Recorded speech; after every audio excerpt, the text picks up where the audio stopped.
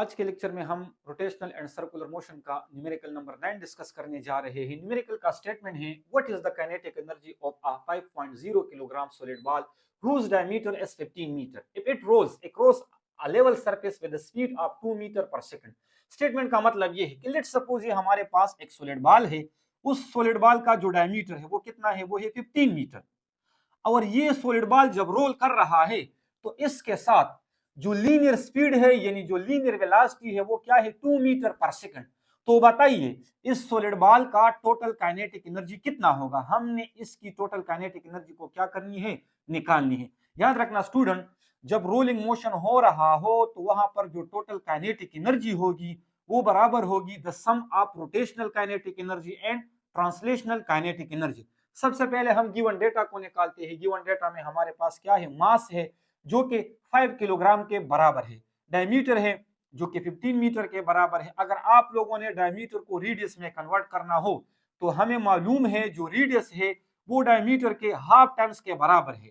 In diameter को जब हम 2 पर डिवाइड करेंगे तो हमें रेडियस की वैल्यू मिल जाएगी जो कि 7.5 मीटर है।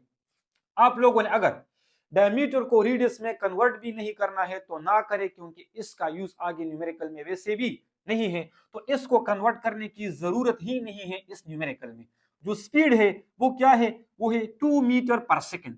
रिक्वायर्ड क्या है, टोटल काइनेटिक एनर्जी। हमने टोटल काइनेटिक एनर्जी को क्या करना है, निकालना है। वी नो दैट, मैंने आप लोग को पहले बता दिया जो रोलिंग मोशन होता है वहां पर टोटल काइनेटिक एनर्जी बराबर होगी the sum of translational kinetic energy and rotational kinetic energy. तो ट्रांसलेशनल काइनेटिक एनर्जी इसके बराबर है और जो रोटेशनल काइनेटिक एनर्जी है वो इसके बराबर है। हमें मालूम है ये वैल्यू आप लोगों ने इक्वेशन 1 में क्या करना है, पुट करना है। जब हमने इक्वेशन 1 में ये वैल्यू पुट की तो हमें ये इक्वेशन मिला जिसको मैंने इक्वेशन नंबर 2 से रिप्रेजेंट कर दिया है। क्लियर।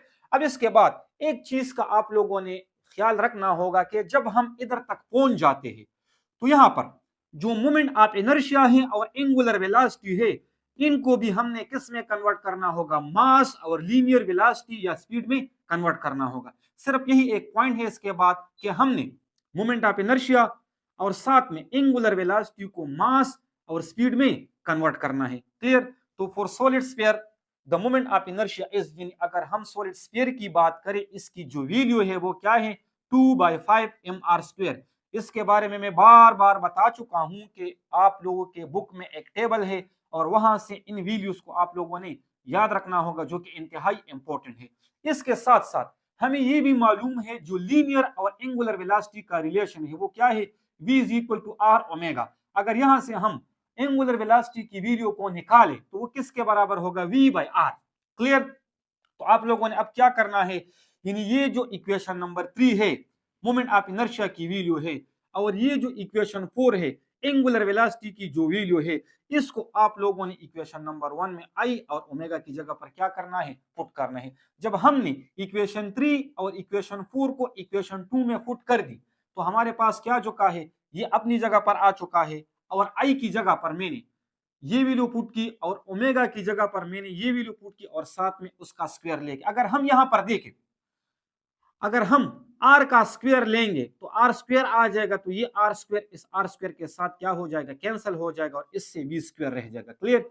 इसी तरह से अगर हम इस 2 को देखें तो ये इस 2 के साथ कैंसिल हो जाएगा, तो हमारे पास क्या रह जाएगा, 1/5 साथ में m और साथ में v का स्क्वायर। अब अगर इसमें से हम देखें तो दोनों में एम वी स्क्वायर क्या है, कॉमन है, तो हम इसको कॉमन निकालेंगे। जब हमने इसको कॉमन लिया तो 1/2 रह चुका है और यहाँ पर हमारे पास 1/5 रह चुका है। इसका जब हम एलसीएम लेंगे तो ये किसके बराबर आ जाएगा, 7/10 mv स्क्वायर के। अब इसके बाद आप लोगों ने करना क्या है, इसके बाद आप लोगों ने इसी इक्वेशन में मास और स्पीड यानी वेलोसिटी की वैल्यू पुट करनी है।